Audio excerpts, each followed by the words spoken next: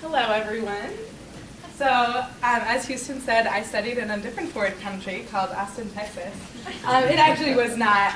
Austin is pretty much a little bubble of quite a liberal, progressive city in the middle of Texas.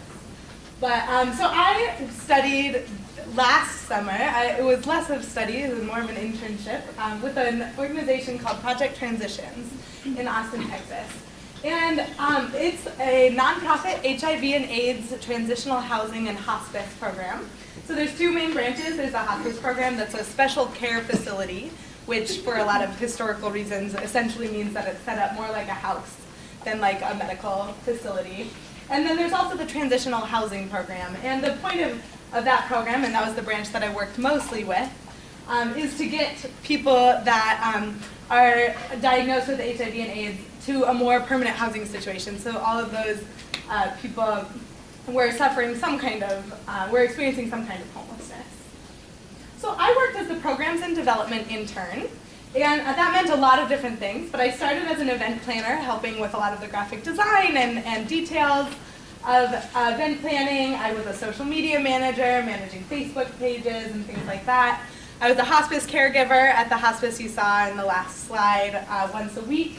And the main part of my internship was that I was a junior case manager. So that involved a lot of training to become a case manager for the organization. I started with the manual. There's a lot of pages in the manual about what it means to Project Transitions to be a social case manager. And I read a lot of grants, got to know grant compliance, grant language, all that new lingo, and I helped manage the wait list. So there were about 120 pages in the manual and also about 120 people on the wait list at any given time throughout the summer, and we had about 35 units, so quite the need. The next part of my training was shadowing intake. So an intake is an hour-long appointment that our clients have when they come into the organization, and over that course of an hour, you have about 30 pages of paperwork, and you also get to know who they are, what their story is, and whether or not they are a good fit for the program. So by the end of the summer, I was doing 3 of those a week, all on my own, even though I started off doing shadowing those at first. And all of this was preparing me to eventually take on my own client caseload. So over the course of 9 weeks, I learned enough about it to have my own client, and I know it sounds small, just a caseload of 1, but it was a big deal for me because I got to help him in his journey on the road to a more permanent housing situation. So in this experience, I learned a lot. I learned a lot of things that are sort of hard skills, and I've broken that down here into 3 categories. And these are all very important to me. I learned a lot of things that are very practical that I will be able to apply later on. But I think more importantly, and I'm really glad Craig asked this question in the last session, more importantly, my growth in this 9 weeks was something that I will carry with me for the rest of my life. Professionally, I grew a lot. I had never worked in an office environment, and here I was without a syllabus or someone to walk me through a process, and I had to complete my own projects on my own time, take care of myself professionally, and learn what it means to be a professional. And I think when I came in to this experience, I had an idea in my head that there was one kind of professional, there's one way to be professional, and what I learned is that that's not true. We are a lot of different people with a lot of different styles, and these are a bunch of my supervisors. Those are 3 of the staff members in the office, and they all had radically different working styles, facilitation styles, and I got to learn from them and sort of adopt and create my own style of being professional.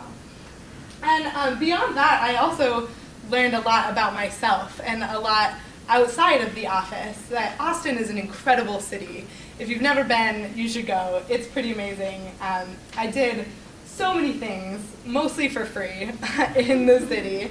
And the culture there is really incredible. And I learned also how to be independent and to live on my own. I had never lived on my own besides like moving to college, but even that is not really on your own.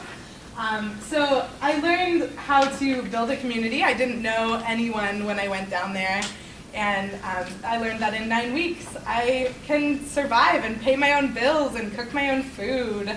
And I really got to learn that after college, I have one less thing to worry about because I know I can survive. It's still going to be great. So all of that is sort of encapsulated for me in my reflection processes. And I had a really fortunate situation that I worked in a really positive work environment with a lot of really wonderful people that, and particularly my supervisor was really incredible, and she helped me set up a reflection structure. So I think all of that growth that I just talked about would not have been possible without a structure like I had. And the Fellows Program itself required that I did a weekly blog. The Fellows Program is essentially funding to make an internship that would otherwise be unpaid possible for students at Cornell.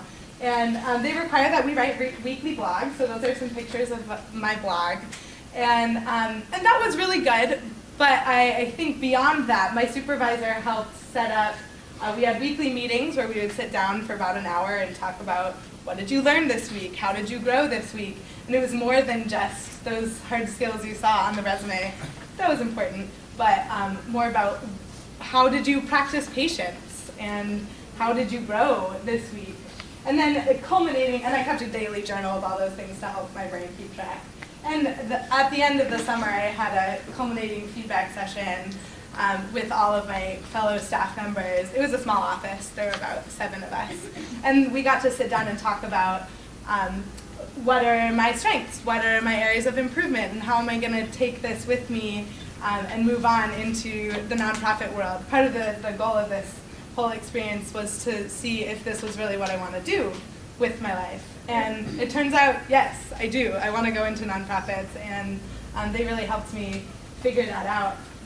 So I took all of the feedback sessions and all of the supervision meeting notes and all of those things that I think were really unique opportunities for me. I don't know how often it is in the work world that you can sit down with your coworkers and say, how can I be better?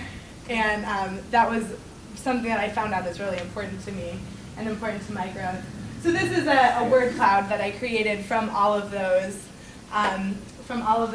experiences, and you can see that these are not just hard skills. These are not just technical things that I learned, and that whether or not I do pursue nonprofits, I most likely will, but whether or not that's my life, I'm going to take this experience with me into whatever field it is that I eventually end up in.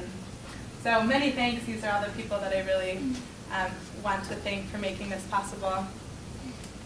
And it was a really great experience, and I highly recommend internships to anyone and everyone all the time.